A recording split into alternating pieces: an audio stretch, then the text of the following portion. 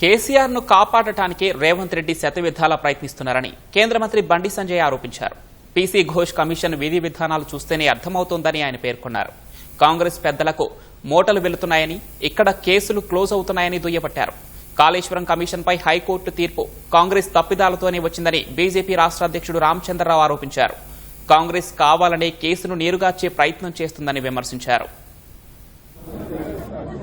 PC Ghosh commission justice PC Ghosh commission పైన చర్య తీసుకోవద్దని హైకోర్టు ఇచ్చినటువంటి స్టేని ఈరోజు భారతీయ జనతా పార్టీ భావిస్తున్నది.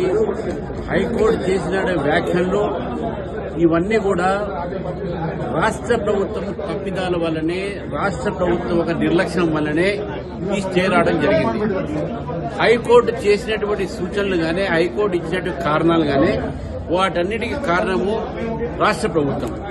తెలంగాణ కాంగ్రెస్ ప్రభుత్వం ఏతుందో ఈ ప్రభుత్వం ఏర్పాటు చేసినటువంటి justice PC Ghosh commission protocol పాటించలేదని చెప్పేసి, అందులో చాలా ఇర్రెగ్యులారిటీస్ ఉన్నాయని చెప్పేసి ఇవన్నీ కూడా హైకోర్టు చెప్పిన మాట. ఇది కావాలనే కాళేశ్వరం ప్రాజెక్టులో అసలైనటువంటి యొక్క వ్యక్తులను తప్పించడానికి ఈ యొక్క కార్యక్రమాన్ని చేయడం జరిగింది. హైకోర్టు ఇచ్చిన తీర్పు దీని మీద సుప్రీంకోర్టు అప్పీల్ చేయాల్సిందిగా రాష్ట్ర ప్రభుత్వం బాధ్యత. ఎందుకంటే కాళేశ్వరంలో దోషులున్నారు, శిక్షించాల్సిన అవసరం ఉందని చెప్పేసి భారతీయ జనతా పార్టీ భావిస్తుంది. ఈ పరిణామానికి రాష్ట్ర ప్రభుత్వమే దీన్ని వారు బాధ్యత వహించాలని చెప్పి నేను భారతీయ జనతా పార్టీగా భావిస్తా ఉన్నాను.